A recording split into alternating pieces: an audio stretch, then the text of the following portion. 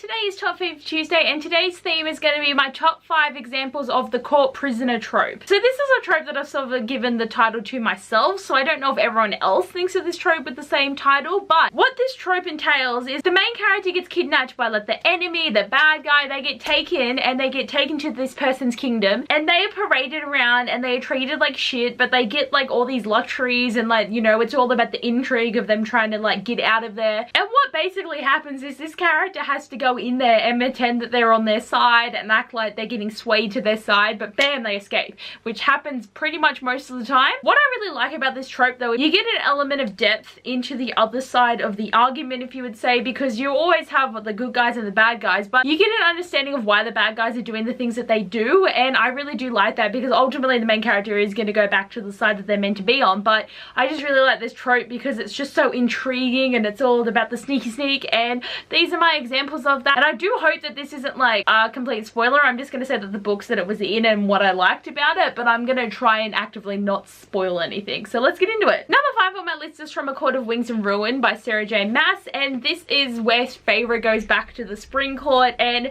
this is number 5 because she's not really a prisoner per se, but I really like this aspect of the book because she's gone off to go kick ass and be like really cool and shit. So this is low on my list because it isn't completely the trope, but it's basically the trope, if that makes any sense. Feyre's going along and she's just kind of hiding under the radar and like getting information and trying to figure out things, and I just really enjoyed this aspect of it because she wasn't surrounded by the inner circle and she was kind of doing this on her own, and she did a good job, which I really enjoyed about it as well. So Feyre's definitely got the sneak happening in this arc of the book. Number 4 on my list is Ash Princess by Lauren Sebastian, and this is a little bit different because this actually takes place in the first book, because generally this happens around the second, third, fourth book. It's a plot point that's put in later in the series, but for this character to be a court prisoner from the first page was really interesting, I thought, because 10 years ago Theo's whole family and the kingdom was completely destroyed. He is kept alive to make sure the rebels don't try and rebel anymore, and she's always getting hurt and tortured and made fun of and just paraded around, and they've treated her like shit. And after 10 years she's sort of gotten used to how she's meant to survive in this court,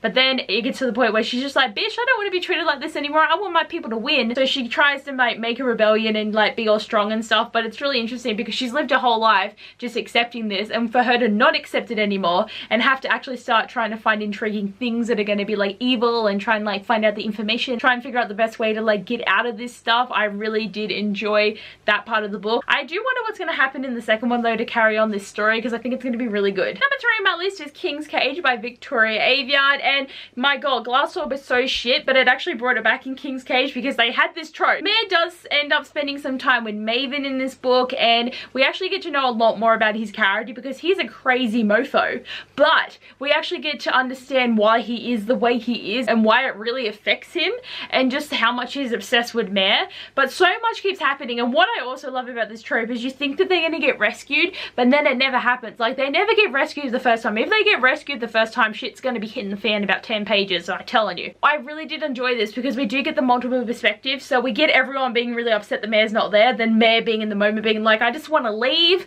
But I really did enjoy like Mare's arc in this book, and just to get a better understanding of Maven, because I have hated him for so long, because I just do. But like, to actually understand a character generally helps me like them a lot more, but I definitely think this made the series a lot better for me. Number 2 on my list is The Heart of Betrayal by Mary E. Pearson, and oh my god, I love The Kiss of Deception so much, and for where it ends and then it comes into this book and it's just like, oh shit is happening. And like with Kiss of Deception, when the whole idea of trying to figure out who the prince and the assassin is, and when we figure out who is who, I am so excited about that. But then this book, it carries on even more because you're like, everyone's in there and everything's happening, and Leah is in this unknown place and she doesn't really know what to do. She was getting so humiliated, and I'm like, she is like our princess, like, you bitch, why are you being like this? But I love Leah so much, and she just took everything that they did to her and she made it awesome, and I just love her. And number 1 on my list is Traitor to the Throne by Alwyn Hamilton, and oh my god, I'm so glad that I finally finished this trilogy last year, but I had to reread the first one and then I understood a lot more. But we get into this book, right,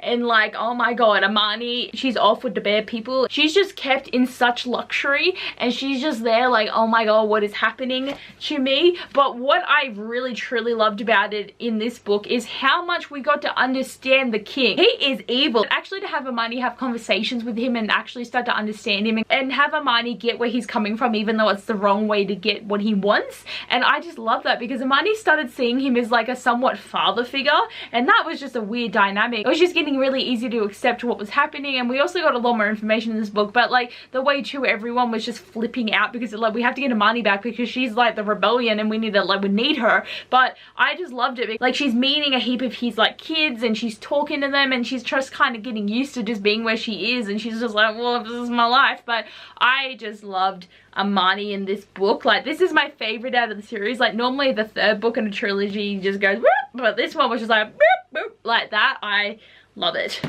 these are my top 5 favorite examples of the court prisoner, and definitely I was so excited that I can finally make this list because I only read Ash Princess recently and I was like, oh yeah, I finally have 5 of my list, because sometimes that's how my lists work. If I've read 5 books, I would just rate the 5 that I've read that work for the subject. But I do love this trope and I really tried not to mention too much, but it's not like major spoilers. It's pretty much what you know when you're going into the book, I guess. But yeah. But anyway guys, hopefully you enjoyed this video. Thanks for watching and I'll see you guys next time. Bye!